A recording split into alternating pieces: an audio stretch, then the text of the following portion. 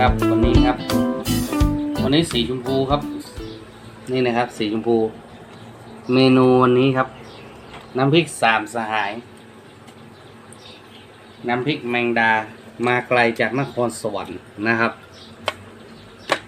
น้ำพริกแค่หมูร้านไอเดียเหมือนกันครับไอเดียซูเปอร์มาร์เก็ตครับแหนมครับแหนมมกจากไอเดียเหมือนกันน้ำพริกป่าจีครับอร่อยครับวันนี้เมนูประหยัดครับประหยัด